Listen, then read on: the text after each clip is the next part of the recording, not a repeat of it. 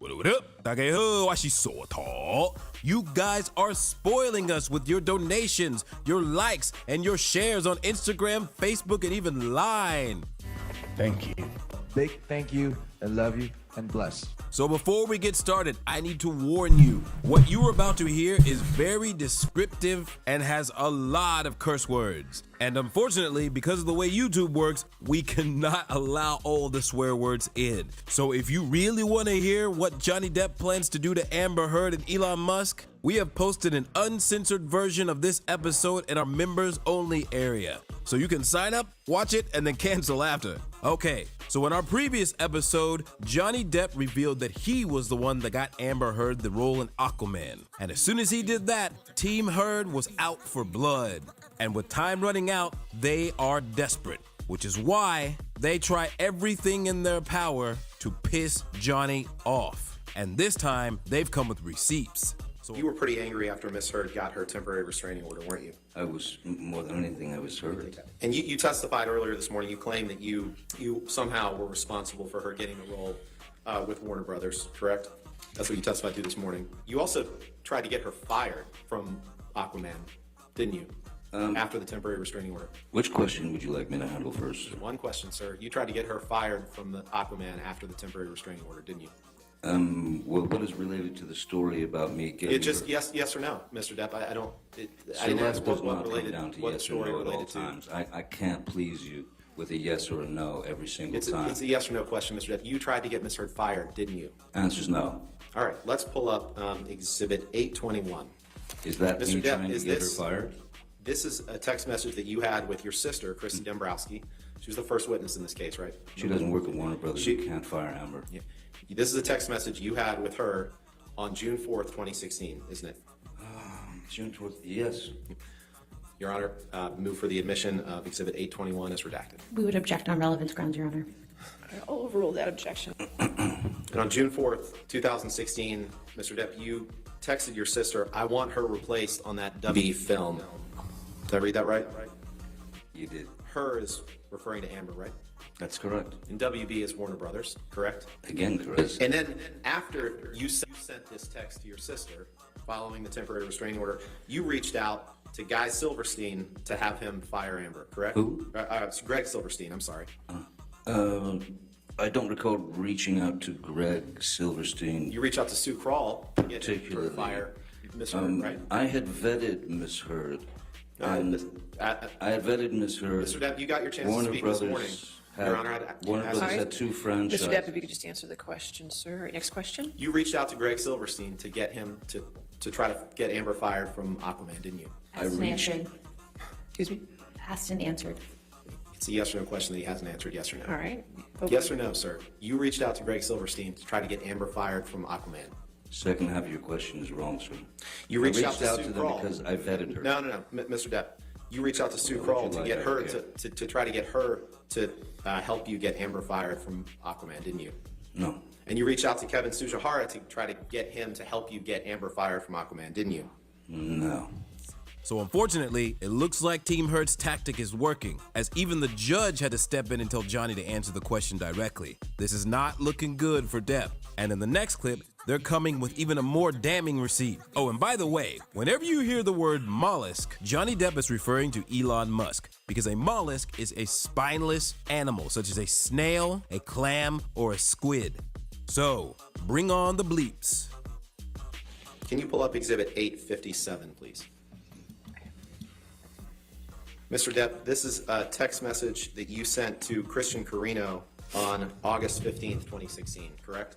Mr. Depp, you sent this text to Christian Carino on August 15th? I most certainly did. Okay. Christian Carino is the person who used to be Amber's agent and then was your agent for a time, correct? That is correct.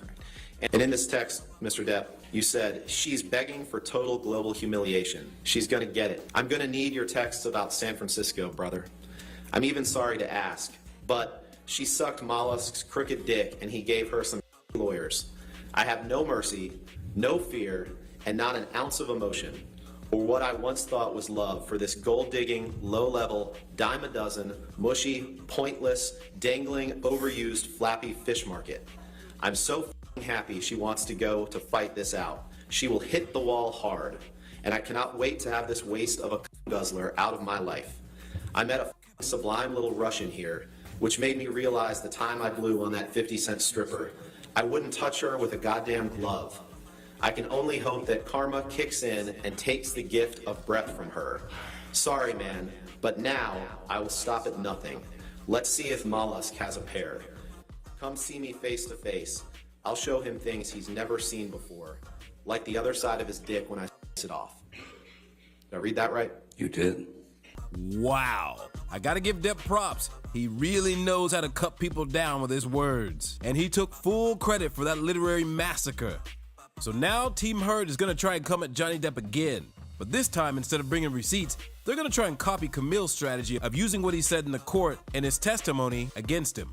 Not long after this, you met Mr. Waldman in the late summer or fall of 2016, correct? I believe, yeah, September, October, somewhere in there, whatever. And he's been your attorney since then, correct? Yes, sir. And you met with him with the Daily Mail in London in February 2020, didn't you? I'm sorry, again? You and Mr. Waldman together met with the Daily Mail in London in February 2020, didn't you? Are you asking me a question about my attorney and I? Yeah, that you two met with people from the Daily Mail in London in February 2020. Was that during the London trial? No, No? no, in February. I don't recall it, though. Okay. I don't. To the extent Mr. Waldman testified that you did, you don't dispute that, correct? I just don't recall it. Okay. You don't disagree with Mr. Waldman's testimony that you and he met with people from the Daily Mail in London in February 2020, correct? If that's Mr. Waldman's testimony, then... Okay. But I just didn't necessarily know who these people were. Right. The same month that the Daily Mail released alleged tapes between you and Amber. Objection Correct. calls for speculation, lack of personal knowledge. Alleged I'll tape. sustain the objection. Next question.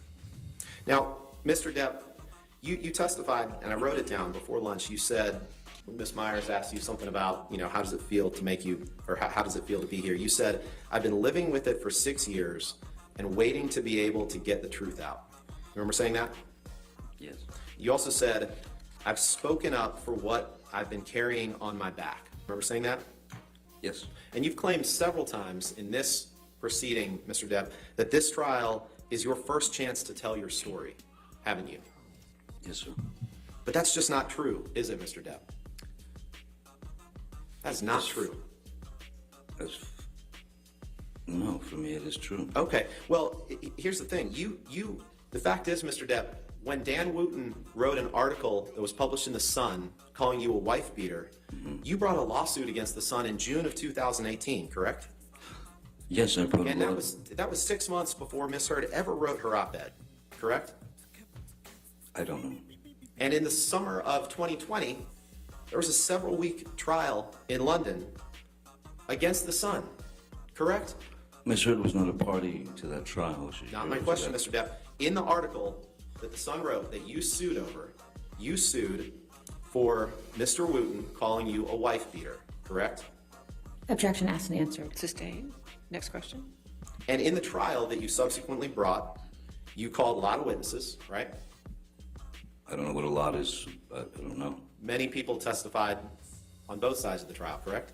Yes, many people. And many exhibits were introduced, correct? Like a trial, yes. And you, just like in this trial, you were on the stand for several days in that trial, correct? Yes, sir, I was. And that trial involved the same factual issues that you are litigating here, which is whether you committed domestic abuse against Amber Heard. Sustain the objection. Next question. You brought that case against The Sun because you were angry at The Sun for calling you a wife beater, correct? Yeah, that's And you probably a pretty good reason. And you went through that trial in London, correct? I did indeed, yes. Mr. Depp, you've already had a chance to tell your story, haven't you? No, there Objection were has to great answer. limitations in the UK trial. Overruled. Okay. No further questions. All right. Redirect. Thank you.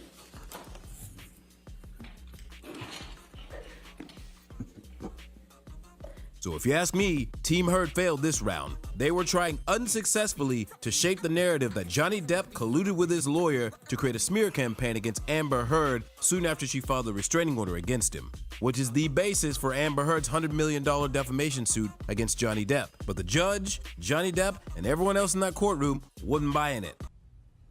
Whack. Now in this final clip, even though Heard's lawyers finish his cross, he still tries to get one last jab in at Johnny Depp. And Johnny Depp's response? Priceless. Mr. Depp, Mr. Rottenborn asked you some questions about the UK trial. Why do you feel that this is the first time that you've actually had an opportunity to tell your story and, as you said, get the load off your back? As the UK trial was me suing Dan Wooten and the Sun for defamation for calling me a wife beater.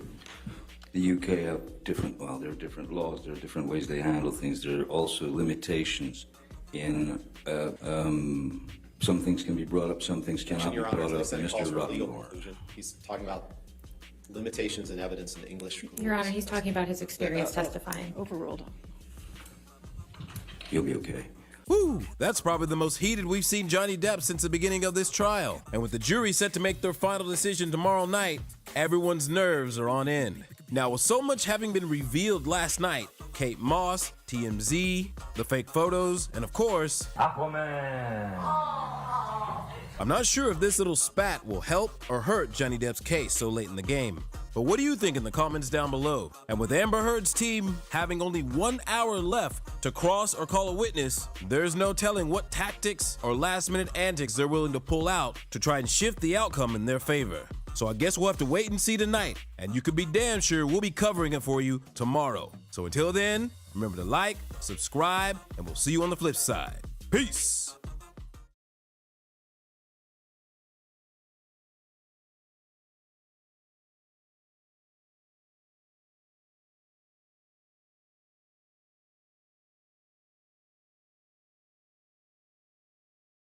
What up? 大家好，我是蛇桃，感谢你们的donate跟分享我们影片。Hurry up and smash that like button and let's begin. So, Johnny Depp had a slew of rebuttal witnesses testify last night, and there were two who had some damning information on Amber Heard, and one of them has proof that Amber Heard is a goddamn liar. It's not really lying, it's just jumping the gun a little. But first, do you remember Jennifer Howes, the supposed witness that would knock a hole in this trial for Johnny Depp? As we said before, she had a court-signed declaration stating that Whitney Enriquez, Amber Heard's sister, was lying about what actually went down between Amber and Johnny Depp. Not only that, but it was Amber Heard who was abusing Johnny Depp and her sister. So naturally, we all thought, she will be the one to make it all stop, and Johnny Depp can finally live in peace forever. But when she sat down to give what was less than a 15-minute testimony, it was kind of, 就是你们先看一下吧. Mr. Depp paying your legal fees, Ms. Howell, for this deposition and the testimony you provided in the UK action? He is not. Who is? Myself. Do you feel any particular sense of loyalty towards Mr. Depp? None at all. Do you feel any sense of loyalty towards Ms. Heard? None at all. Ms. Howell, do you recognize this check as the check that the Art of Elysium received on behalf of Ms. Heard for a donation, an anonymous donation of $250,000? Yes. I believe you testified previously that you understood that the anonymous donor was Elon Musk. Is that true? Yes. This is an email, Ms. Howell, that you sent to Whitney Enriquez on or about Tuesday, July 28th, 2020, at 11:02 a.m. It is. Why did you send this email and letter to Ms. Enriquez? Because I've struggled very much with what to do in a situation that I love someone who I know is doing something very wrong, and I know that they're doing it because they're trying to protect their sister, and I'm trying to protect her, and I'm just trying to get her to wake up and do the right thing, which is tell the truth. It's the only thing that can help everybody involved in this case.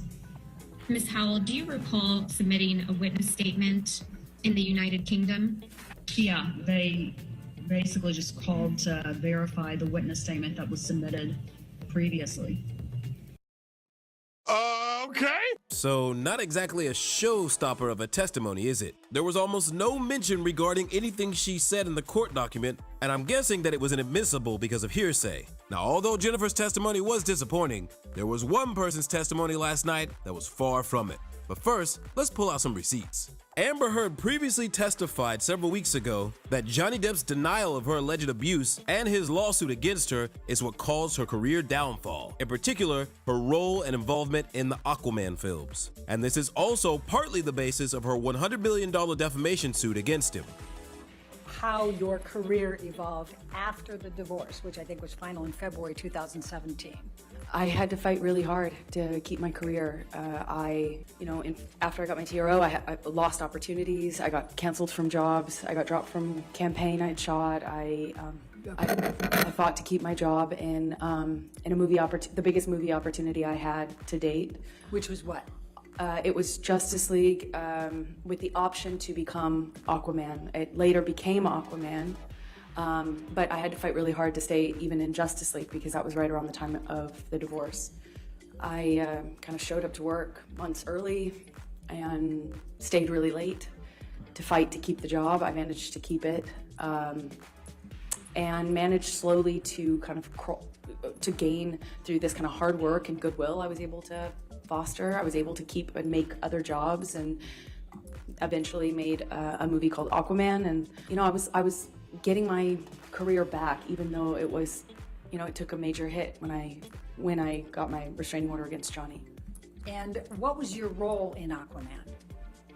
I play Mira. And was that a lead role? Yes, it is one of the leading roles. It's the female lead opposite Jason Momoa's character of Aquaman. I was a female lead of the movie. Okay, I want you to keep these two things in mind from her testimony. She had to fight to keep her role, and she was the lead actress in the Aquaman film. Now, the last time we had a testimony from a studio was from a mid-level Disney employee who very clearly stated that she didn't know much about anything when it came to Johnny Depp's connection with his removal from the Disney franchise and his legal troubles. Wakarikong, Johnny Depp's legal team don't fuck around. They got the president of DC Films to testify and state very clearly what the deal was with Amber Heard and her role in Aquaman. What, if anything, you did to prepare to testify for Warner Brothers as to topics 2 through 18? I did not do anything to prepare for this, other than the meeting that I had with the attorneys. Was Ms. Heard ever released by Warner Brothers from the Aquaman 2 contract, or what you call the option agreement? No. Was she released from her Aquaman 2 contract on or about February 22, 2021? No. Did Ms. Heard receive a pay increase for Aquaman 2? No. Why not? As a rule, as a company, we go through a lot of trouble when we make our deals with our actors. We get options on them for subsequent movies. And I think traditionally, prior to me joining the company, every option was renegotiated. And one of the things that we were trying to put a rein in on was not renegotiating every deal, with the understanding that people come in and make these deals and they have an understanding that there will be options and that there was a deal in place.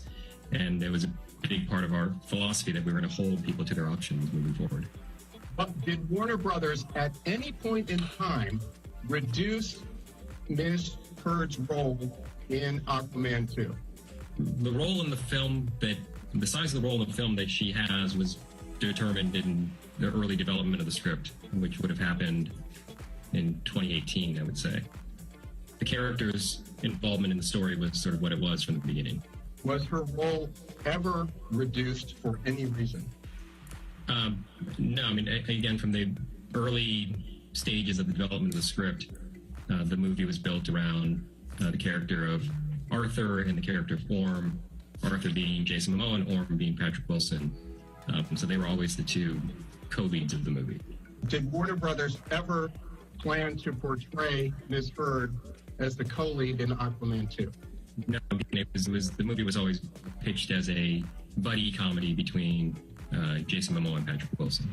Was her compensation for Aquaman 2 affected in any way by anything said by Johnny Depp?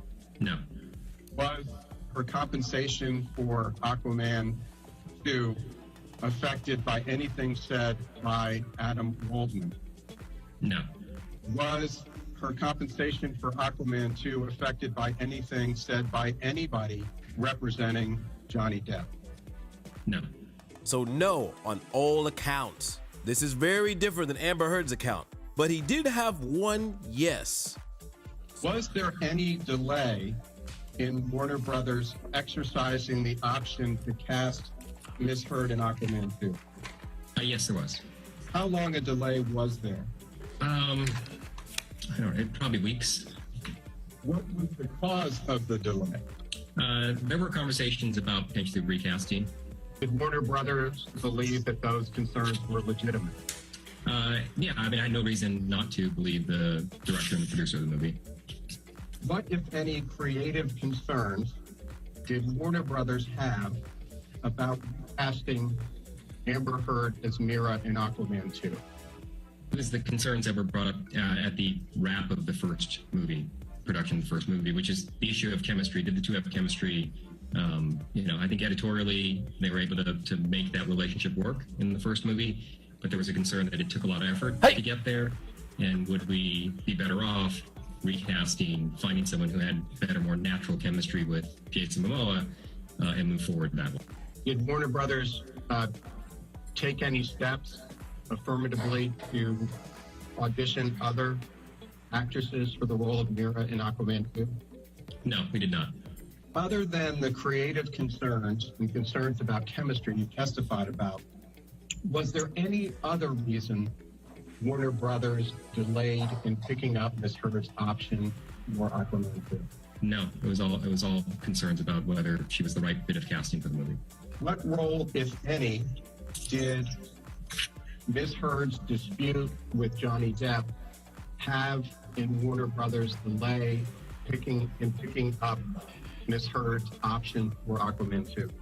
There was none from our end. At any point in time, was Warner Brothers considering paying Ms. Heard more money for Aquaman 2 than is set forth in the option contract you previously identified? No, as I said, we were determined to hold our actors to their option agreements. Would Warner Brothers have paid Ms. Heard more money on Aquaman 2 if it had picked up her option earlier? No. So, even though they were considering replacing Amber Heard, it had nothing to do with Johnny Depp and everything to do with the lack of chemistry between her and Jason Momoa. But even still, they took no further action to have her removed. Now, this is a big development, because not only does it call into question Amber Heard's previous testimony, but it may very well break the foundation of her defamation suit against Johnny Depp. Now, as I was editing this video, Kate Moss suddenly appeared on my screen to testify for Johnny Depp. For those of you who may not remember, just 2 weeks ago, Amber Heard testified in court and said this. All of a sudden was there, I was trying to get Johnny to stop. Her back was to the staircase, and Johnny swings at her, and I just see my little sister with her back to the staircase, and Johnny at her, and I don't even wait for any other, I don't hesitate, I don't wait, I just in my head instantly think of Kate Moss and the stairs, and I swung at him. And you might be wondering, why were those guys celebrating?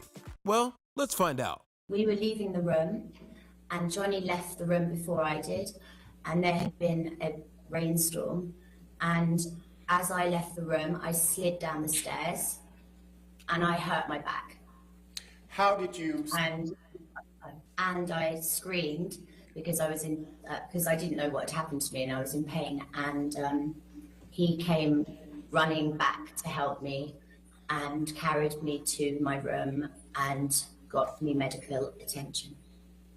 Did Mr. Depp push you in any way down the stairs? No. During the course of your relationship, did he have down any stairs? No, he never pushed me, kicked me, or threw me down any stairs. Well, there you go, folks. Yet another one calling Amber out on her shit. And that's only the beginning of the trouble for Amber Heard. She is currently being investigated by 2 governments. Because of her failure to pay the $7 million in donations that she claimed she was going to do, the UK High Court, which relied mostly on her testimony in the ruling of Johnny Depp's defamation suit back in 2020, is now investigating her for possible perjury charges. And the Australian court is also investigating her for perjury regarding lying on the immigration documents when illegally bringing her dogs into the country back in 2015. Needless to say, Amber Turd is knee-deep in shit. Now, tonight should see several more witnesses coming forward on Johnny Depp's behalf, and we're expecting to see more from Dr. Shannon Curry, and most importantly, a former employee of TMZ, the very magazine that Amber Heard allegedly leaked her abuse photos to. And TMZ fought tooth and nail to keep him from testifying under his non-disclosure agreement. But we'll have more on that next time. So until then, I'll see you on the flip side. Peace!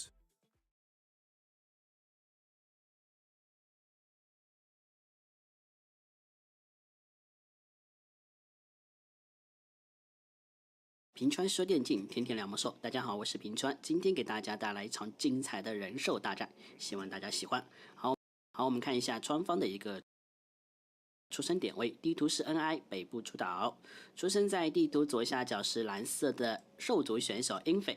不过这一局比赛，英菲是随机到了兽族。我们看一下他的对手出生在地图的右上角。红色的人族选手 Chemco 目前是韩国顶尖的人族。我们中国的人族用副族给韩国顶尖的人族来打，我们看一下双方有没有一个实力差距。而本场比赛选自于黄金联赛中的一场比赛，英菲可谓是自信。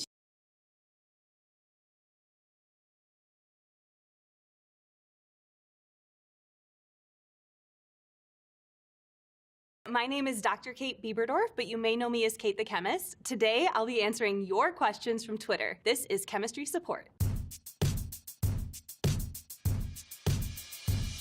Psy Rehab wants to know, isn't the whole universe a chemical reaction? Yes.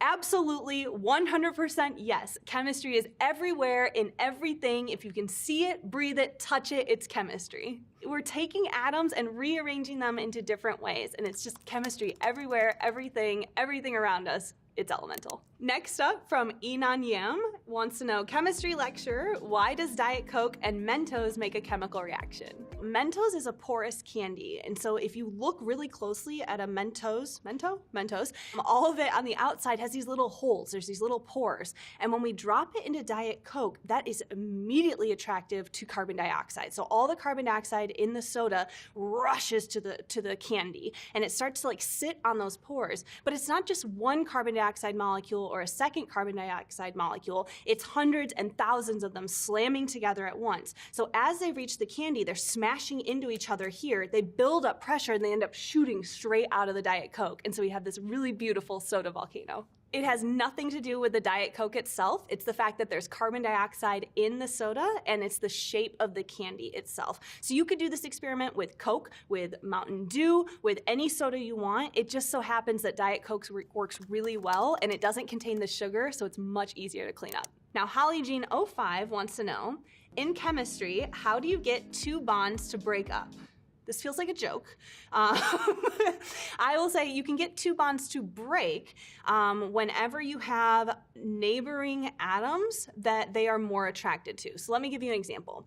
I don't know if you've ever heard of this, but Blake Lively and Ryan Reynolds, when they were first together, they were set up on blind dates with other people. And so you have Blake and another man with Ryan and another woman. And so they're sitting across the table from each other, not interested in their original pairing, very interested in each other. And so this is referred to as a double replacement reaction, where you start off partnered with somebody else, but then you see something that's better, a better option. I mean, it's Ryan Reynolds, so how can you know? And so then you form another bond. And so now Blake and Ryan are now paired, and then these other two are not, but in theory, they could be partnered up if they wanted to. So it's as simple as that. Your atoms are more attracted to something else. Kick the PJ wants to know, just found out that my brain has chemicals inside it. WTF. That doesn't sound good. How do I get them out of there? Oh no. PJ, you want chemicals in your brain. You need them, otherwise you're not gonna be able to function at all. For example, adenosine is in your brain, and that helps you get sleepy or drowsy, so it encourages your body to go to sleep. You absolutely need these molecules in your brain. Without them, you would not be a functioning human. Courtney Neros wants to know, if atoms are primarily composed of empty space, why can't you pass your hand through a solid object? So let's go to the basics here. An atom is formed with a nucleus in the center, and in the center you have protons and neutrons. So if my body was an atom, my kidneys, my liver, those would be my protons and neutrons, like inside my core. Now on the outside of your atom, that's where your electrons are moving around. So that would be like my gloves or, my sunglasses or a hat, something that's on the outside. So atoms can really easily exchange electrons to a neighboring atom. I can give you my gloves, I can give you my scarf. I can't really give you my kidney or my liver. That's going to be really difficult. So we can exchange electrons, but not so much protons and neutrons. Now the question here is, why can't you pass your hand through a solid object? And the reason being is because that nucleus is extraordinarily dense. It's very, very dense. It's got those neutrons, those protons, and it takes up a lot of space. And so yes, you can pass your hand through the spot that has all the electrons, but as soon as you slam into that nucleus, that's a dense object that you cannot pass through. Now we have Carly 0575 wants to know, how do pheromones work? Pheromones are so cool. So what happens is one animal, let's say you have an ant, is going to release some pheromones, then a neighboring ant is going to absorb those pheromones into their body and all of a sudden have all these new signals, some information. So ants tell each other where food is. Other animals could possibly give out sex pheromones, so it's kind of like a way to play Cupid, and you can encourage someone else to be attracted to you just by giving those off. Unfortunately, humans don't have sex pheromones because we learned how to communicate, so if we just wink and give a little high five, usually that can send the message across. We don't need to shove our hormones into someone else to make them attracted to us. IQ Air wants to know, what's in a firework? It's a combination of potassium nitrate, some carbon, and some sulfur. So essentially what happens is the potassium nitrate decomposes, releasing oxygen gas. When oxygen is in the presence of charcoal or carbon, it's going to burn, and the sulfur helps to create a lot of smoke.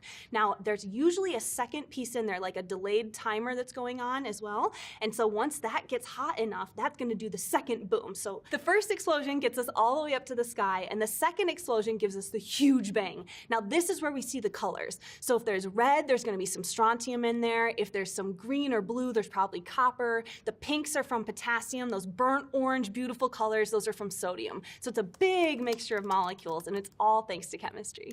Okay, next one. St. Gregory wants to know, does anybody even know what electrolytes actually are or do? I know! Electrolytes are charged minerals, so they're cations and anions in the human body. So often we see things like sodium, calcium, magnesium, maybe some chlorine, and they all make sure that your body functions properly. So they're in charge of sending nerve signals through your body. They're in charge of making sure your heart beats. Some of them make sure that you have enough fluid inside the cells, while another one makes sure that you have enough fluid outside of the cells. The chlorine is even used to help digest things in your stomach. So it's all over your body, and you need these electrolytes. And that's why if you're drinking alcohol, you usually feel awful the next day, because you've pushed all these electrolytes out of your body, and now your body's a little bit wonky. All right, from Sci America, what's the chemistry behind home pregnancy tests? Oh, this is a great question. Home pregnancy tests work very similarly to our rapid COVID tests. So you have a piece of paper, and you have an antibody that's essentially sewn into the paper. So when a woman becomes pregnant, about 10 days after conception, we have this hormone called HCG. And what happens is you can urinate that out onto your test, and if that hormone is present in the urine, it will bind to the antibody in the test, and it will activate a dye molecule, and so that's where you'll see that blue plus sign or the blue word pregnant or anything like that. Fun fact, a long time ago in ancient Egypt, they used to use home pregnancy tests by having women urinate on barley seeds and wheat seeds, and if they sprouted really quickly, that hormone must be present in the woman, because that's what activated those seeds and make them sprout really quickly. So they could actually detect pregnancy with about 70 to 85% accuracy. Up next, Af Stanton asks, what is the most dangerous chemical reaction? Okay, so you have to be careful, because this question would absolutely start a fight with a gigantic group of nerds. It's like asking you which is the best superhero. In general, I would say anything with lots of nitrogens. So if we have lots of nitrogens, that usually means explosion. So there's things called azides. There's one called azidoazide, so C2N14. And that one kind of has the internet's reputation of being the most explosive. It's not really, but it's very unstable, and that's why it gets this reputation. One thing could be it would explode if you stir it. It would explode if you heat it up. It can also explode when you're not even in the room. I will never forget when my professor was talking about these explosive materials, and he said in his lab, a friend of his picked up a beaker and just like not thinking about it, picked up his safety glasses to wipe his brow, and right as the safety glasses went up, the thing just exploded. The guy no longer can see, and I have vividly remembered that, and I am unbelievably anal about my goggles now. Bitter mode on asks, who created the periodic table? It depends who you're asking. The very first version of the periodic table was a man who brought 3 elements together and just put them together based on explosiveness. The second guy came through and took these little sets of 3 and made triads and made little like T's with them, and so little X's. But at that point, we had to memorize all these T's, and it was really complicated. So 2 men at the exact same time, but separately, individually, so Dmitry Mendeleev and then Lothar Mayar, came together and they organized all of our elements based on increasing atomic mass. But here's why Dmitry Mendeleev always gets the credit. He noticed a pattern. So let's say we had a pattern like 2, 4, 8, 10. There's that missing number 6. So we would see that it would go, okay, 2, 4, 6, 8, 10. And Mendeleev did the exact same thing. He was like, there are 2 elements that we are definitely missing. He saw the pattern and left holes for that in the periodic table. So 10 years later, when gallium and germanium were discovered, Mendeleev was given all the credit for the periodic table because not only did he order it in increasing atomic mass, but he also predicted these unknown elements. Pretty cool, right? Next up from St. Mary, Tulsa, why does popcorn pop? How does a lava lamp work? And how do you make slime? Popcorn kernels have a little piece of water in there, so a couple water molecules in the liquid state. Now, when we heat them up, the liquid water converts to gaseous water, so it vaporizes, but the gas takes up space and it moves around. So it's slamming against the side of the kernel, and eventually, when it has a high enough velocity or enough kinetic energy, it actually pushes that kernel to pop, and now you made popcorn. For a lava lamp, equally cool, what we have is some kind of container that has usually oil on top and then liquid at bottom. And then what you need to do is somehow generate some gas. A simple way of doing this would be to add like an Alka-Seltzer tablet, which would generate carbon dioxide. And so the gas forms at the bottom of the lava lamp and it starts to pull up.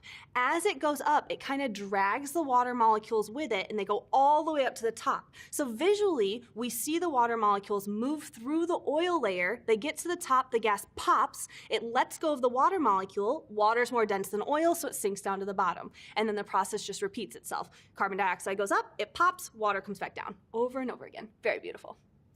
Last one, how do you make slime? Fantastic question. Let me show you. You'll need about 1 cup of glue, 3 cups of shaving cream. So now we're gonna stir, stir, stir. After that, we're gonna add 1 teaspoon of baking soda. Again, stir, stir, stir.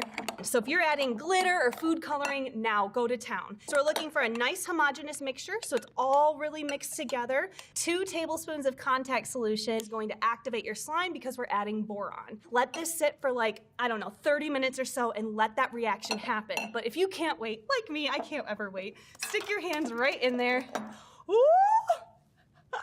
Next up from CWPSLV, so how exactly does chlorine work to disinfect your pool water? So what we usually use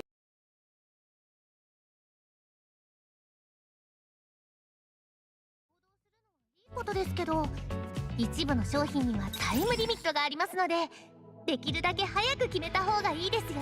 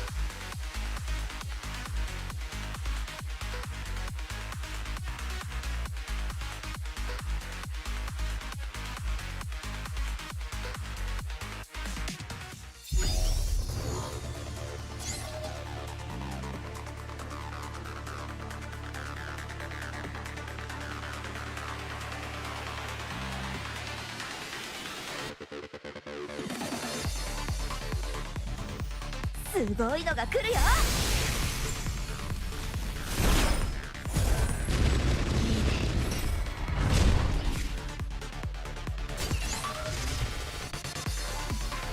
なんでそんなに乱暴なの？そろそろおしまいだ。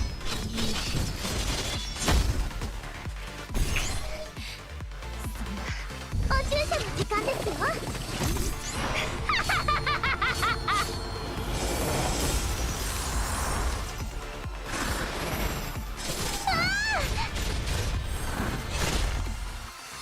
そろそろおしまいだ。もう一度。あれ？お前もうシュラはいらない。負傷者の方は私のところに来てください。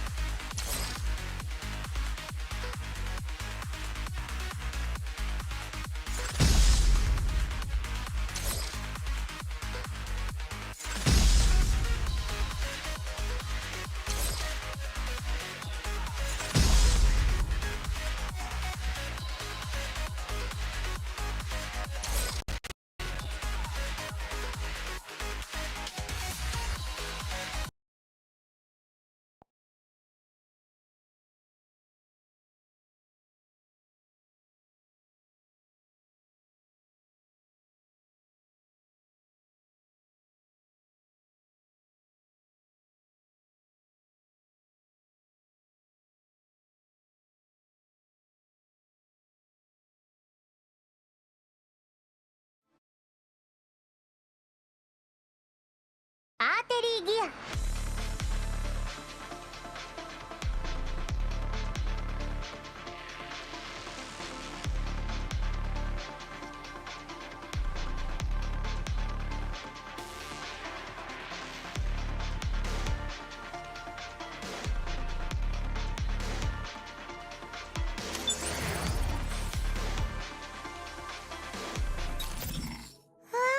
うさぎさんだ。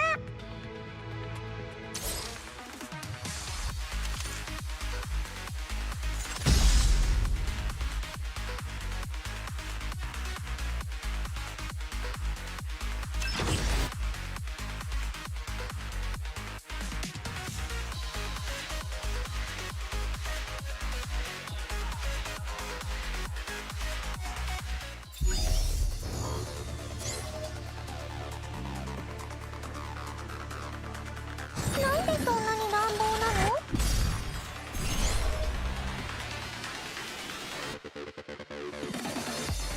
すべて終わらせ。勘弁して。ヒーリングモード全開。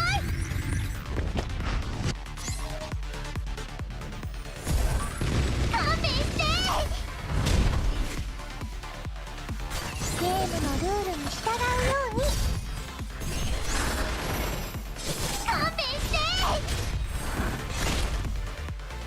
なぜ？勘弁して。それそれ。ああ、メイドに邪魔。4撤退する。ダイヤ、クラブ、ハート、スペード。ああ、ダイヤ、クラブ、ハート、スペード。人揃いなの。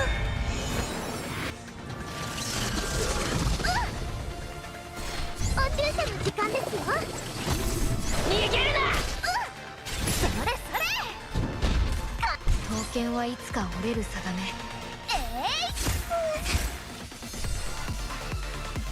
ヒーリングモード全開。私大丈夫。お注射の時間ですよ。作戦失敗したの？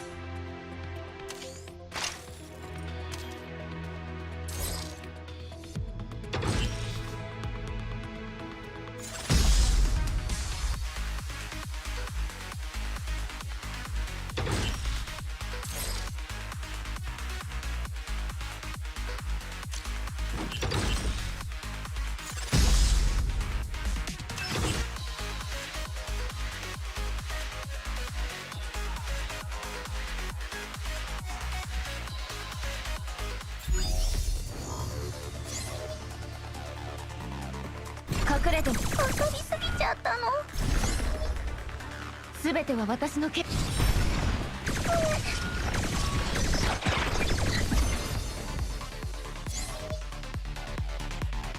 ムのルールに従うように。そろそろおしまいだ。このモリスがみんなの傷を治しましょう。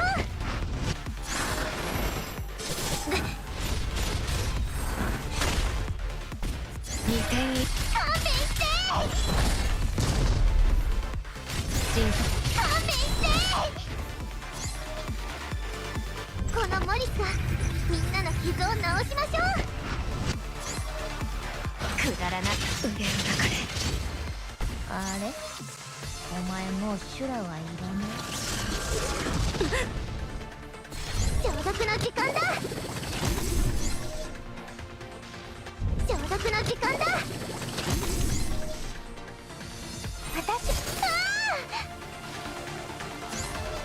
全て終わらせ。刀剣はいつか折れる定め。心配ご無用。負傷者の方は私のところに来てください。傷の手当てをしてあげますよ。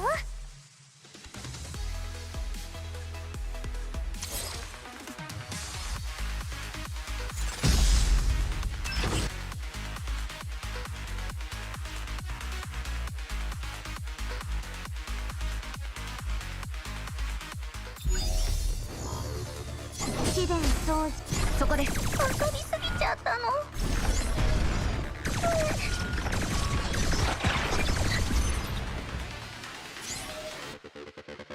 そこです。遊びすぎちゃったの。遊びすぎちゃったの。タイムオーバー。ごめんねウサギさん。帰り。なんでそんなに乱暴なの。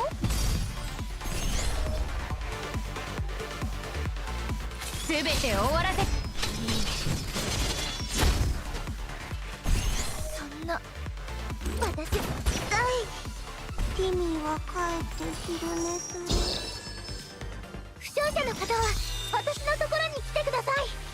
傷の手当てをしてあげます。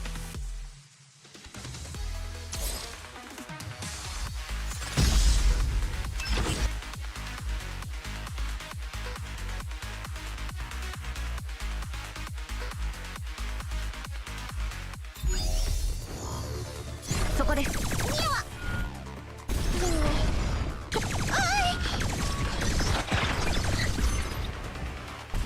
猫猫なんでそんなに乱暴なの。消毒の時間だ。撃て撃て。全て終わらせ。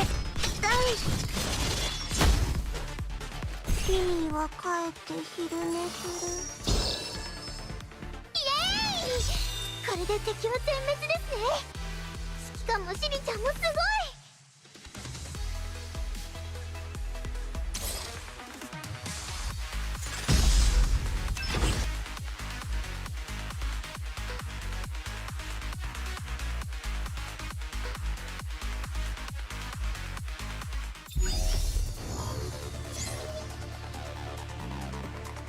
そこです。まだ頑張れます。なんでそんなに乱暴なの。お注射の時間ですよ。撃て撃。まだ頑張れます。ああ勘弁して。私がサポートします。ああ逃がさ。ああ全力アタック。切り替えます。遊びすぎちゃったの。ターゲット確認。勘弁して。そろそろおしまい。この野郎許さない。イエーイ。これで敵は全滅ですね。指揮官もシリちゃんもすごい。2人の指示に従えば。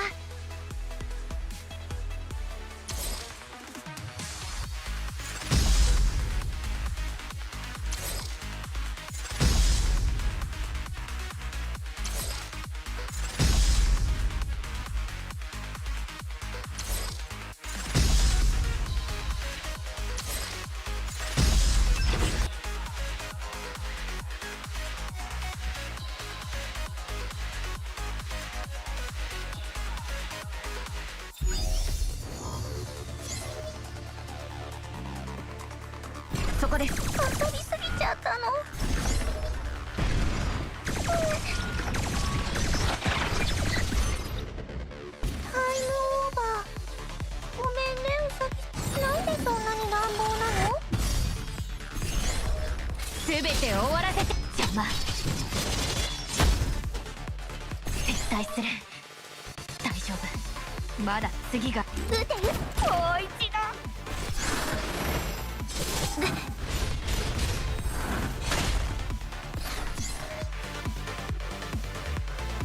消えなさい。お注射の時間ですよ。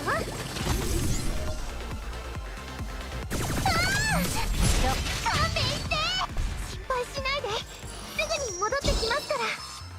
負傷者の方は私のところに来てく。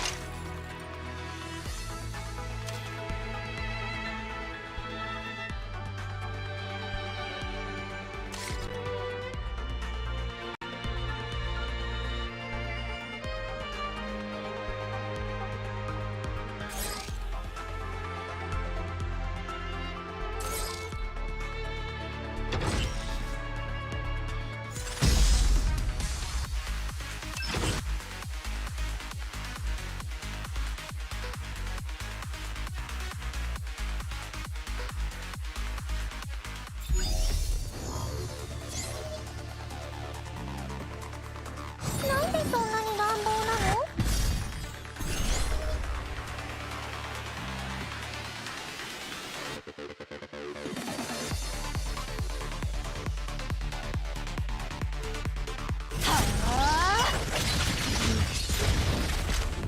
すみません。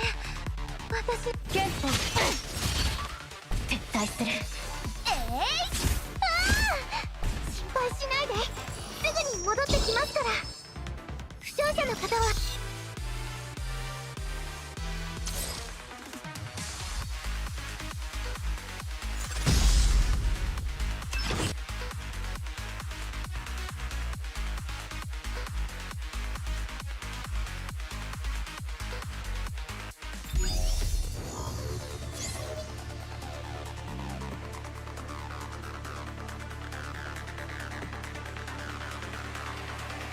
ゲームのルールに従うように。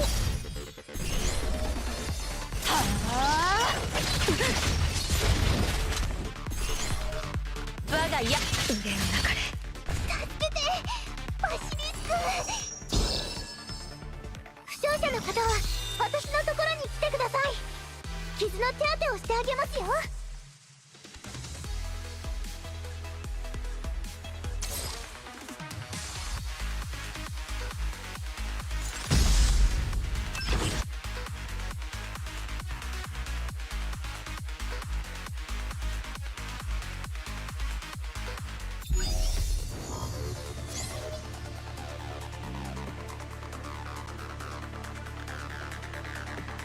なんでそんなに乱暴なの？終わりだ。誰もがいずれは朽ち果てる。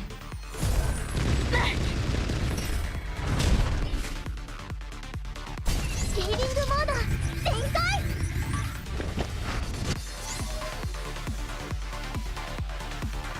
私我が家心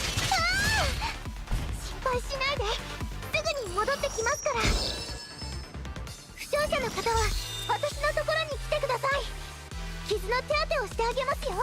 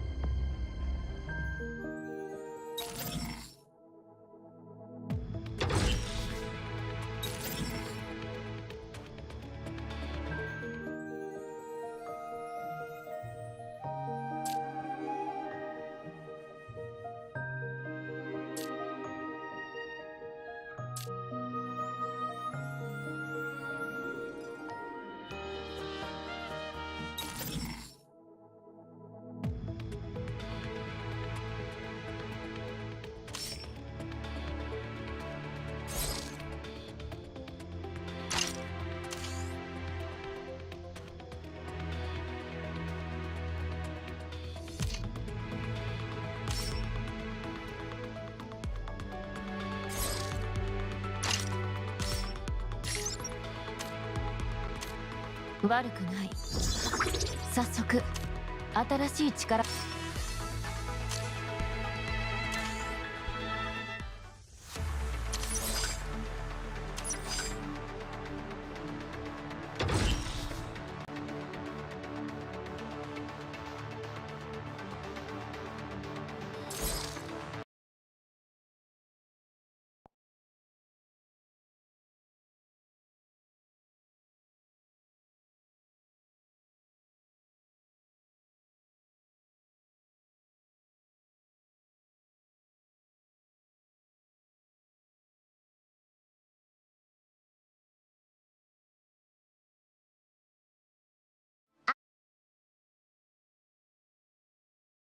アーテリーギア。う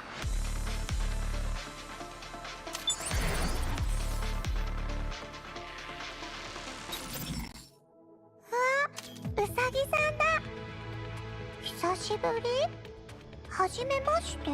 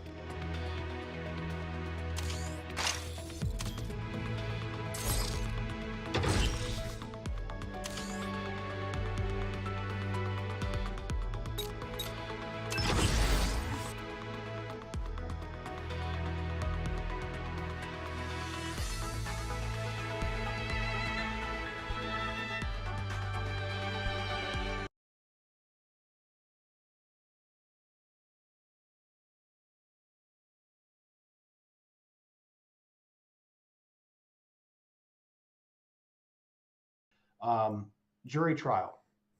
People choose a jury trial because they believe they can emote to one of the jurors. They believe they can draw an emotional connection to the individuals in that jury box. Judges themselves are notorious for casting aside their emotions, as they're supposed to do. They are supposed to be able to put that robe on and pretend like they are not a human.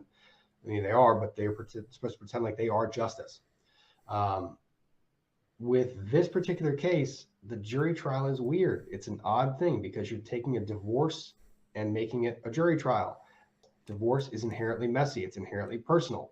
People and family, that dynamic is something very hard to predict. So what you're seeing, I'm thinking, I'm going to go on a limb and say this is kind of like a once in a lifetime thing. You're not going to see something this salacious as far as an inter-family dynamic publicly broadcast between two high profile people in a jury trial setting. But yeah, that's why. You were in the court. You were there. You got to see this jury. And you were also nice enough to bring out this amazing breakdown. Here it is. Here is the jury, guys. Can you tell us, what was your first thought when you sort of gazed upon them of sort of shock or surprise? The age. So first of all, to all the viewers, this is just general demographic information for the jury. This isn't identifying a single juror. Please don't try to. Do not try to ID them. Talk to them, confront them, period, end of story. That is jury tampering. You will be prosecuted and you will be jailed, but demographic information is fine. So it's a young jury, late 20s, mid 20s, early 30s, a lot of young individuals on this jury, and that caught me off guard right off the bat. Yeah, you got 20s, 30s. So I expect like there's more than half of an Asian demographic on the thing, which is interesting, and mostly male. Now, again, there's going to be, what, 2 of these people are going to get knocked out by the end to ultimately make the call? In a defamation case, you need 7, and it needs to be unanimous. I have actual jury questions. So you said it has to be unanimous. Now, do they fight like 12 Angry Men style until they come out unanimous? Or if they can't be unanimous and they've made their votes, well, then he just loses? I mean, here's the thing. The judge is trying to get a resolution of the case. A hung jury means no resolution. It means that it can be brought again. It's a mistrial. So the judge is encouraging the jurors and charging them with this understanding that they are to do their best, their very best, to reach a unanimous decision. And the judge has the power of time. The judge can basically say, I'm going to hold you for 24, 48, 72 hours. So the first thing the jury does when they go back into the deliberation room is they elect a 4-person. That 4-person is in charge of taking that first vote. And then they start negotiating back and forth, and they do polling along the way, and then talk through the evidence. They can request that evidence be sent back to them, and they can review it along the way. Today was a good day for Amber Heard, at least for some points. Yeah, so this can go either way. Who's performed the best from a legal standpoint, defense or Johnny's team? There was nothing more artful or beautiful than to watch Camille Vasquez's cross-examination of Amber Heard. She, at that point in time, and I talked about this with other people, lawyers and clients are drawn to each other because they kind of are extensions of one another.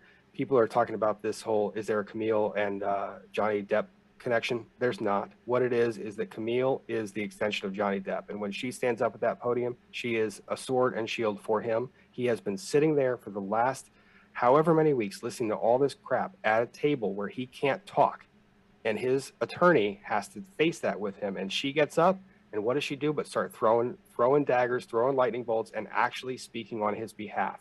That's the chemistry you guys see. That's a damn good lawyer, and that cross was freaking magnificent. Yeah, she believes him. You're right. It's not just a believe I'm hired as your attorney. You get a vibe that she really is on his side and wants to take this woman down. And I think we can all feel it. So really well said. You've seen the jury. Who is this jury? Who do you think they're leaning on based on your limited experience? Did you sense any reactions or sleepiness or frustrations or any tells from the jurors that you were able to see to sort of see where they're leaning? When we were in there, this is the most stoic jury I've ever seen. They are stone-faced. They don't give you anything. Like, you really don't see very much. So you're looking at micro expressions or little tells that aren't tells, because jury prediction it's not possible. Anyone who says I can predict the jury is lying to you. That said, there are some things that indicate someone's siding one way or another. Juror number 9, bottom right, he's our biggest tell from everything he does as far as expressions. For example, putting his hand on his face when Elaine is talking, to looking sideways at Amber rather than looking at her directly when she's testifying. It's giving you suggestions that he's pretty much in the camp of, I don't know if it's pro Johnny or if it's I don't believe Amber, but I think either one of those is the same camp. He's our biggest easy guess he's our biggest easy guess. Everyone else is kind of a mixed bag, and they sway going one way or the other based on the testimony they're hearing. Did you sense they were annoyed by Amber staring at them? Because that's the biggest thing we've all been sort of reacting to online, is the fact that it just, I know you're supposed to, I guess, they, try to talk to the jury, get them involved, but she does it so intensely that it's pretty off-putting, no? Let's start with the line. The line itself is so pro-Depp that it is, you would almost be afraid to announce that you're pro-Amber in that line. So walking into that courtroom, Amber Heard knows that that entire gallery is pro-Depp. And she doesn't have any allies out there. Well, there's not a lot of places to look. So if you're looking at a gallery when you're testifying about something emotional, do you want to find a face that's looking at you like they hate you? No. Do you want to look straight at your attorney? Also a bad look. There's limited places. So when she's on the stand and she's looking, you'll see her to glance up, left, right, all of the above.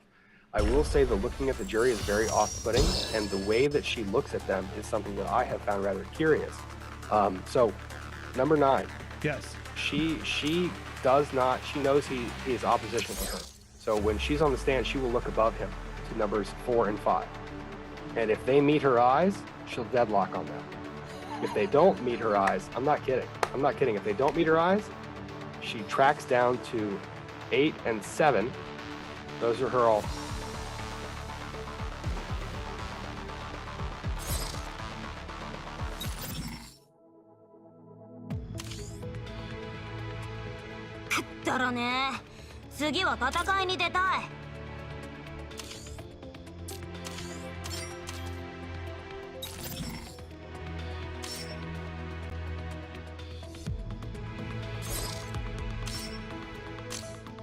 故郷のために、そしてこの世界を守るために、私はこの力を使いこなしてみせる。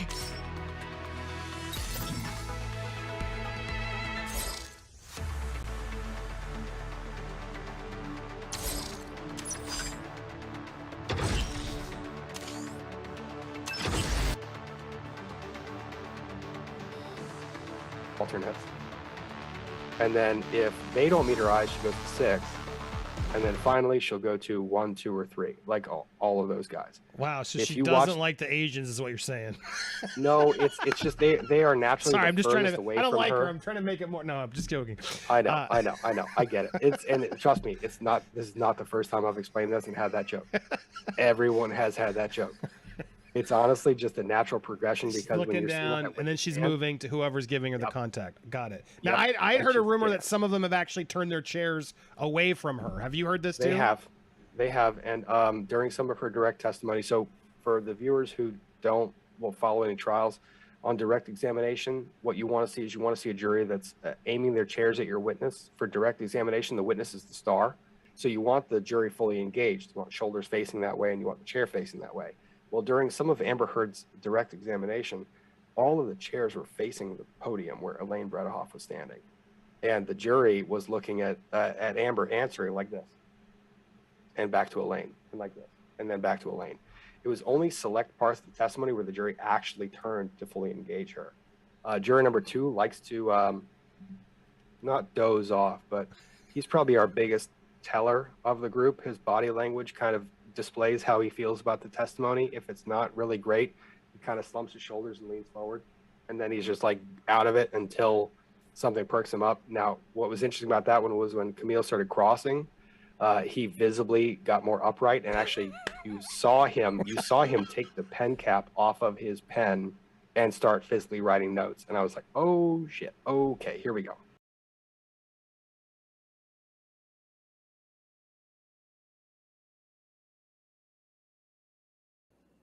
What have you lost as a result of Ms. Heard making these allegations against you?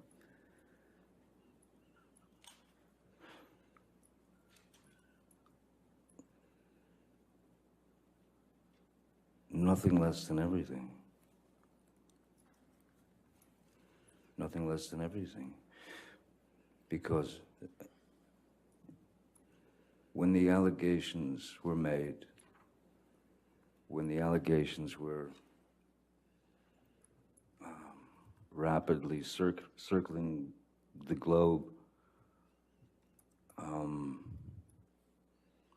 telling people that I was a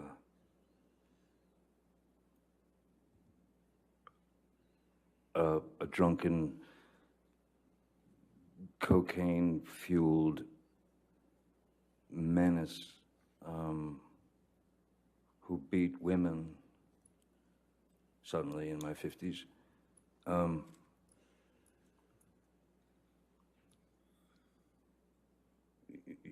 It's over. You know, you're done. So, what did it do to me? What effect did it have on me?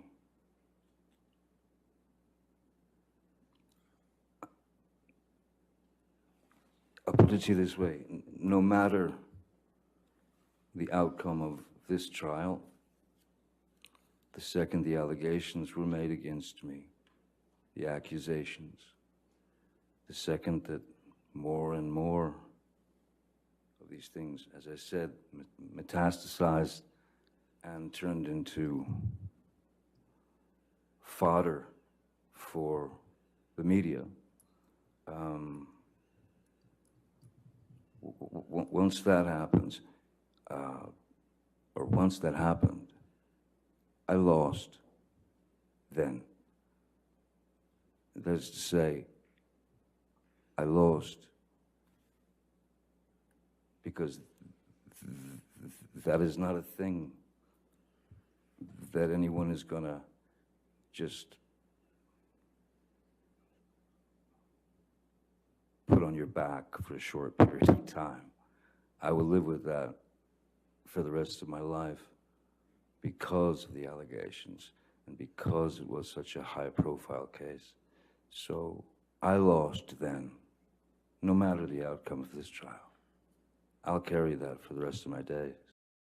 And I think you testified already, you're pretty angry with Ms. Heard, right? When? I wrote it down that you were... about all the phony, about the phony pictures that were taken and put in tabloids, and about the fake narrative, and about and the way she's trying to got a fraudulent DV claim to extort and blackmail a man. Yeah, that kind of got me frustrated, confused, angry, upset. Yes, which is why I said the best thing for us to do is not to talk to each other. Okay. And, yes. And was it fair to say you're still angry with her? Oh, you know something? It's 6 years. But we just heard you give your version. Am I angry anymore? I'm not, you know, what I am is tired. And I want this all to end. Her to go heal, him to go heal. You know, so many people have been affected by this malicious lie that she started and she created, and it's gone out the door and around the world. And so I can't even paint anymore. I've stopped painting for the last who knows how many years, and that's affected by stuff. I'm not angry at anybody. I want the best for her to take her responsibility, heal, and move on. And for Johnny, you know, his family has been completely wrecked by all of this stuff, and it's not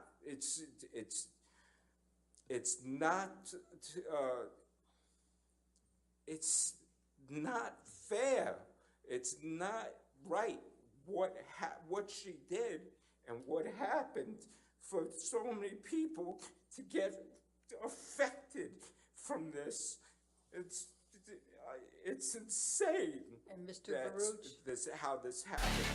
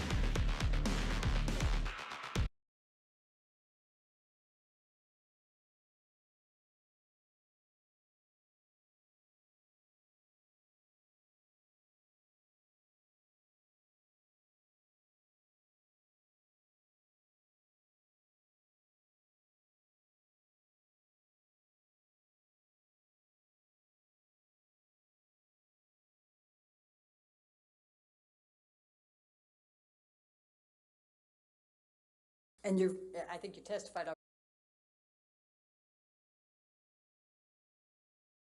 Her back to the staircase, and Johnny swings at her, and I don't even wait I don't hesitate, I don't wait, I just in my head instantly think of Kate Moss and the stairs, and I watch what the guy does. Swung at him.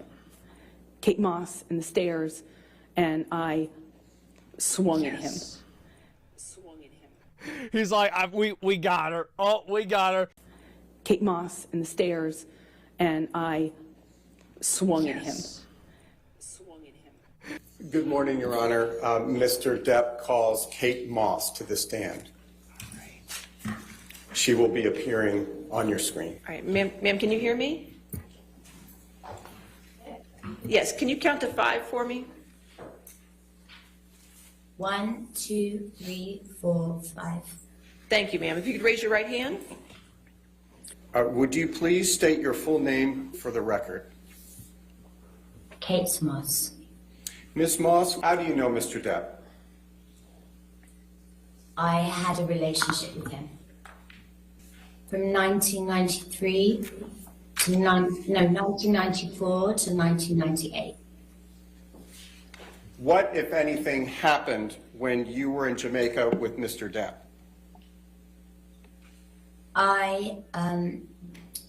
We were leaving the room, and Johnny left the room before I did, and there had been a rainstorm, and as I left the room, I slid down the stairs, and I hurt my back, and I screamed because I was because I didn't know what had happened to me, and I was in pain, and he came running back to help me and carried me to my room and got me medical attention.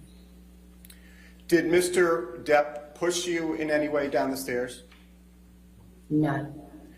During the course of your relationship, did he ever push you down any stairs? No, he never pushed me, kicked me, or threw me down any stairs. Thank you, Ms. Moss.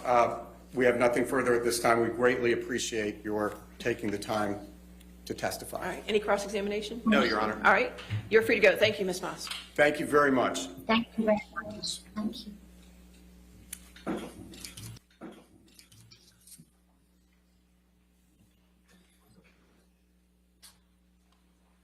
right, your next witness.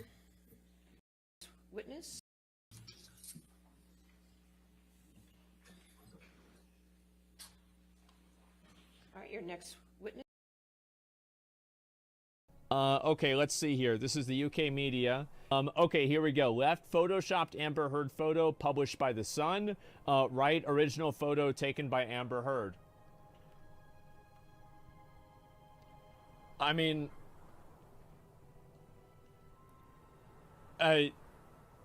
you know, like, I mean, look at this. There's another one right there. Oh, I see. So, like, yeah, there's that picture right there, and then they change it into this one right here. Okay, so she, Sun clearly photoshopped it to make it a whole lot worse. And then there's this one right here on the front page. Depp did it before. New photos that Amber says prove Johnny was serial abuser. And so that's what they do. Abandon these magazines. Well, you're never going to have that happen. Like, I want you to understand this. Like, this will literally never happen. There's never going to be a time where people are like, collectively, we are going to decide to stop reading tabloids. This is never going to happen. So you can't expect that people will one day come to their senses and decide, you know what, I feel like this is the wrong thing to do now, and I'm not going to do it anymore.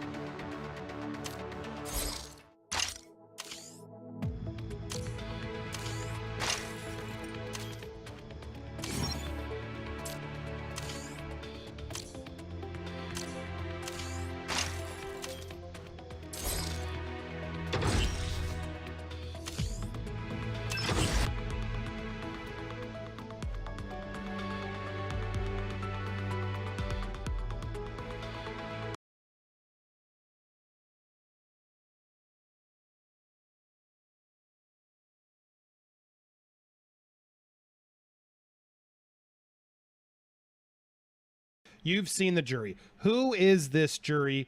Who do you think they're leaning on?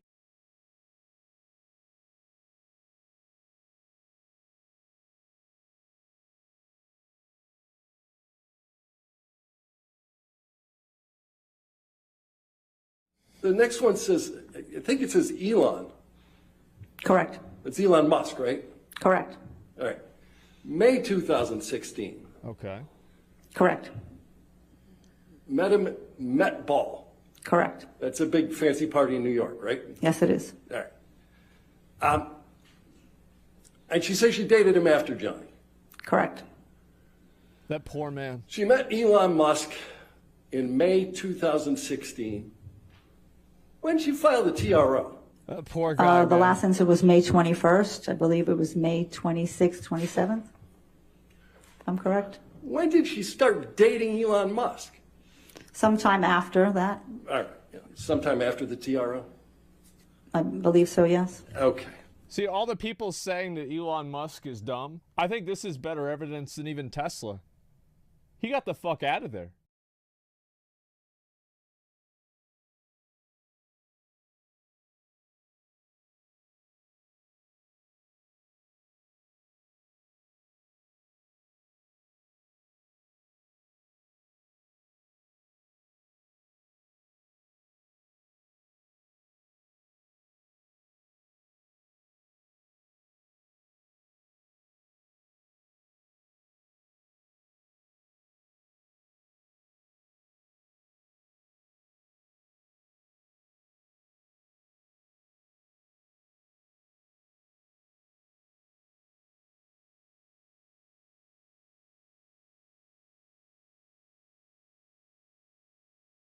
No, you're perfect. Like, less perfect than me, but you're perfect. You're like really close to perfect. You're really close to you're like a little closer to perfect than normal people. Okay, now you're just telling me.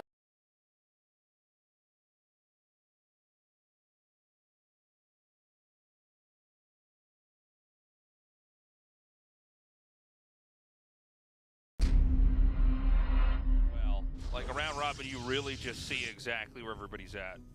It's like completely clear. So you're saying Creator was the best all along? He was the best. He was unlucky that our format didn't fit his skill Our set. stupid format is out, and now we are doing it.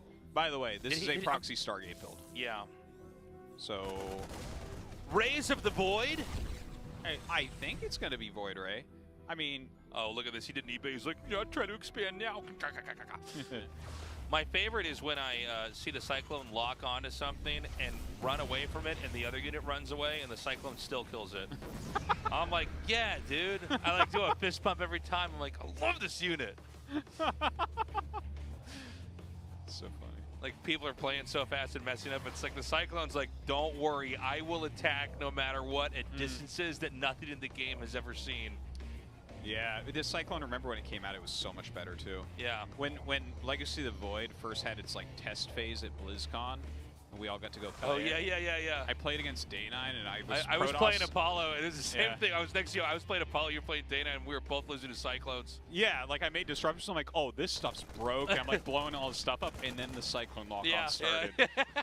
I'm like, oh my god. Yeah.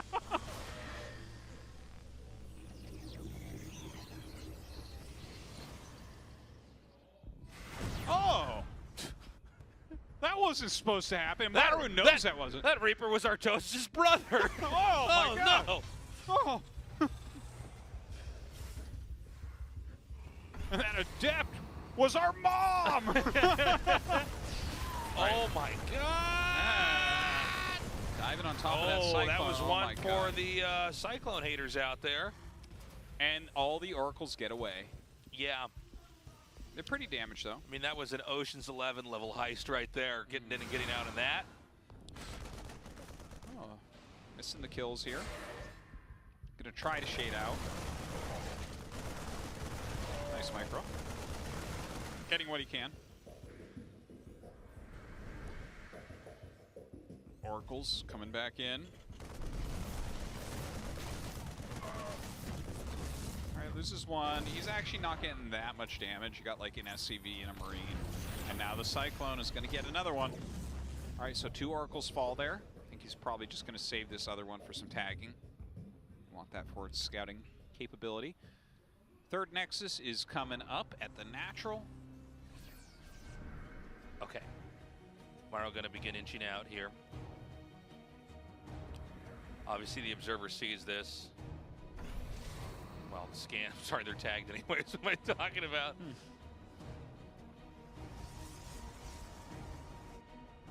And he's going to set up the War Prism to try to come in and drop and, you know, try to see what he can't draw away. But it's only half of the army. I mean, Morrow's pretty much set up perfectly. Oh, dude, he knows this is coming.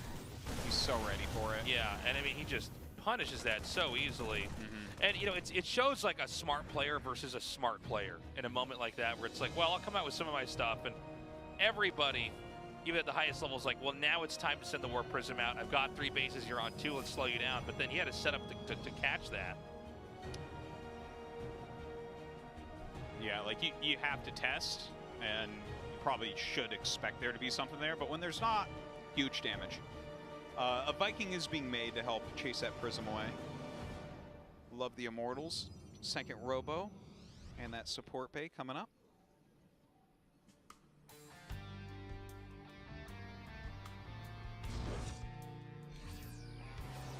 And I guess nobody's really going to be taking a lead in any way here. You know, a little bit of an exciting start for Hero, but already, you know, Maru's back in this. He's playing comfortably. Yeah, and he looks good. I like his consistent siege tank production. That's going to help him kind of fortify against Hero's pokes that he loves to do. But I do like Hero's position a little bit better, honestly. But yeah, I would like to see him like adding some Colossus, for instance. He's going carrier. Okay, cool. Scan sees exactly what's up. Carriers are good, but they're going to take a little while to kind of build themselves into the game.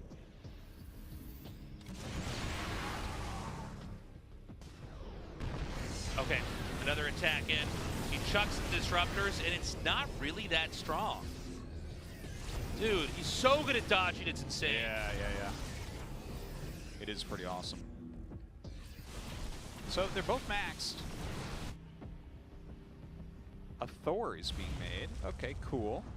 Cool. I mean, I guess that's like to help against the carriers. Lots of turrets being made as well. Quite a few racks being added.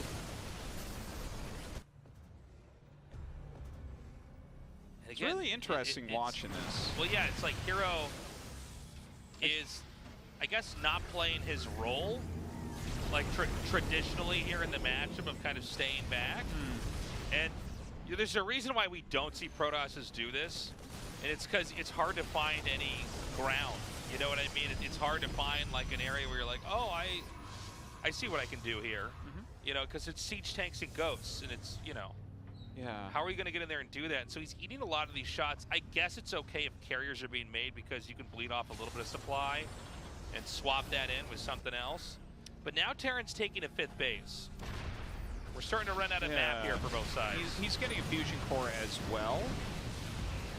And I'm honestly not entirely sure if he's trying to go into Liberator range or he's actually thinking about Battlecruiser here.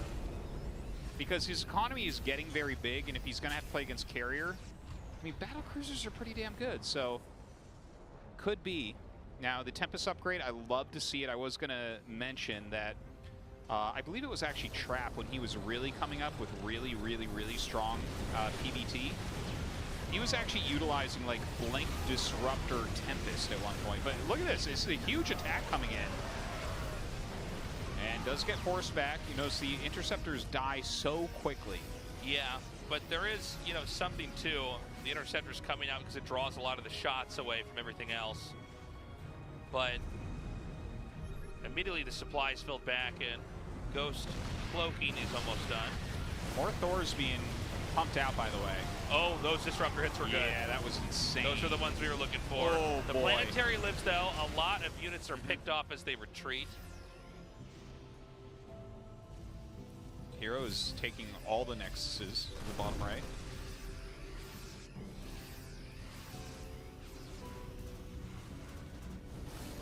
mean, Hero always a step ahead. Morrow in the process of rebuilding, trying to set up this position again. I think momentarily we're going to have Hero attack in. I mean, he should have all his interceptors done by now. So yeah, he's got a lot. Right? Yeah, I mean, he's just going to come out again. Okay, the Liberators, you know what? The Liberators, oh, I see what's going on here. Okay, look at this combination.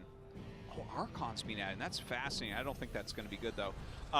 So the Liberators, with their range, can zone out the Disruptors very well. And how do you target those down? Well, the Carriers are going to be what you need to use to target them down, but the Thors are hitting the Interceptors? Yeah, between those, and also he's cut out Marauders, and he's mostly on Marines now. So Marine DPS is high enough that you can gun down Interceptors very quickly, so it's actually pretty hard to pick those off. He has enough Carriers, he can still pick them off, I think, but I kind of like the overall idea. He's going to come in now. Again, the Disruptors are going to come forward here. Those first couple shots do come out. They do connect.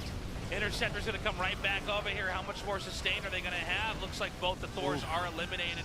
Just Marines now. But nothing here on the ground for Protoss. More coming in. And the Interceptors are mostly gone, see? So he does end up blowing them up really, really well.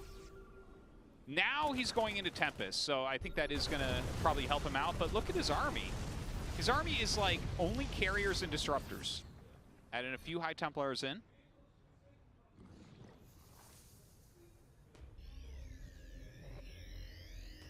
So he's just going to stay back. Maru needs a few Ultras in here to push back that ground army. Okay, the Zealots drive these SCVs away, but again, Maru just drinking in the resources of 5 bases. Although I do think there's going to be some problems for Terran later on when you do have to expand closer to the middle here. I think there's a lot of ways for Protoss to punish. I'm talking Disruptors, Carriers, Psystorm, Tempest. I mean, there's so many different ways to use that. Yeah. By the way, the sensor towers, I think, are helping out so much. He's able to actually react to things before they hit. Like, look, he just gets into position here, scans, sees exactly what he's dealing with.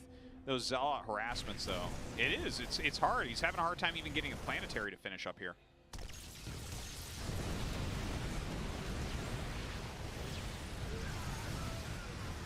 Okay, another moment where these Disruptor shots are going to come in. A few more in here would be huge. Oh, that's so insane looking with Storm and Disruptor shots coming out. That can't be the right army to have at this moment. That can't be correct.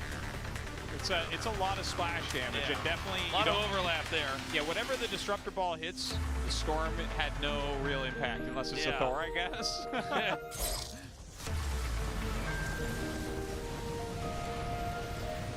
Well, he's not really making a crack in here, is he? The Tempest might be a different story, though. Yeah, oh, there's... Well, he's getting his EMPs off, but, I mean, once you get them off, that's it. Vikings getting added in now. DT Blink on the way. An Oracle coming out. That's obviously always a good choice. Yeah, might as well start tagging the army. Yeah. Nice Storms. Yeah, out come the Vikings now, helping as well.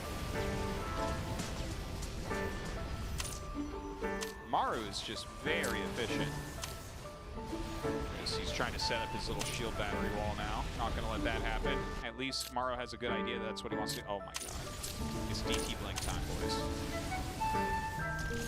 Maru trying to fight back. Kiting with the temp.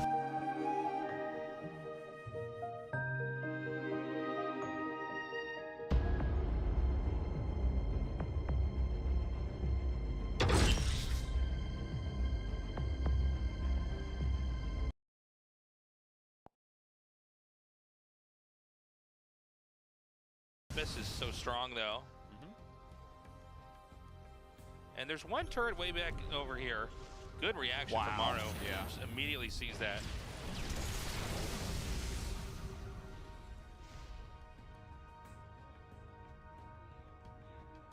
This is a crazy game. Well, I mean, we've gone into like such an epic game that it's insane. When we're at 21 minutes and 30 seconds. We're getting back into some gateway units too. We just made a group of stalkers here. Yeah. I wonder, like, Is that just to support the army, or is he going to try some more mobility with that? No, it's supporting the army. Okay, maybe because he saw the Vikings mixed in there. Look at this. He comes in from the other angle. That's so funny. He's going to try to gun this down before it can be repaired, and he does succeed. I like the double planetary, though. That's kind of cool. Storm's going down. The Thor's doing some work here. A lot more stalkers.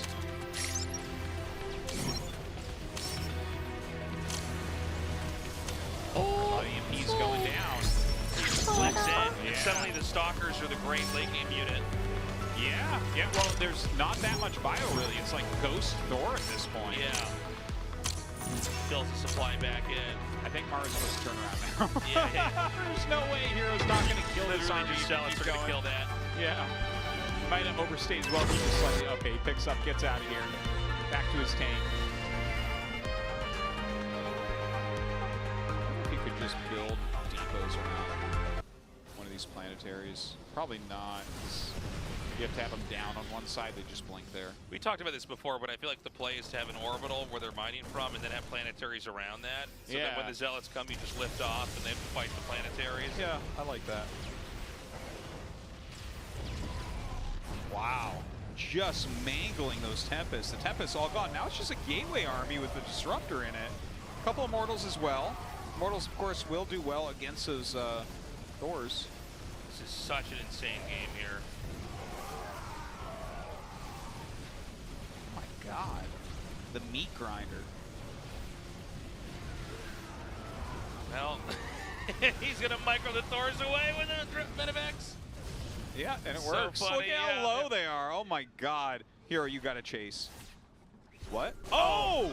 I'm like, oh my God! Like the Thors can burn down. They're like buildings. Yes. I just learned the Thors can burn. Like, how did I know that? Oh no! I've been casting for over 10 years. Where are we at in this game? This is such a crazy one. Yeah, yeah. I mean, you know, Maru's holding off, but I feel like, you know, Hero's taking Hero, top left.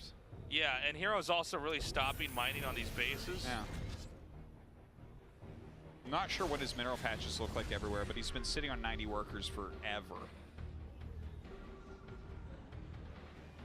More disruptors coming out. Okay, these compositions have been so strange. Now we're back into that Stalker, Disruptor comp that really kind of started this whole series off. Look at this. Oh my God, look at these numbers. 16 Disruptors, 18 DTs, 111 Zealots. Look at his army right now. 90 probes, 20 plus Zealots, 15 Stalker. I don't think you're supposed to be able to beat any Terran army with this. Yeah, well also, okay, I think Hero just fell apart. Yeah. He's got a huge amount of income still, but like, that was really again, bad. if you have 90 probes and you start attacking your opponent with gateway units, it's like you're using tier 1 and 1.5 units against Maru's combined force of everything. Yeah. Well, now Maru's going to start cleaning up, but the DTs are still a menace over here. Yeah. There's a lot for Maru to clean up as well.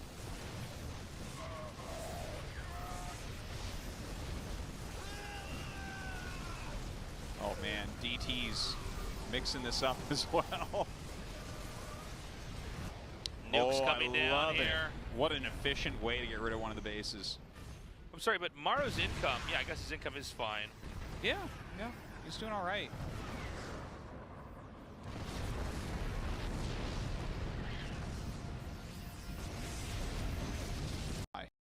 Building tech units. That's how you're getting your value. Well, it just seems like there's moments where Hero has right now, not letting any disruptors hit their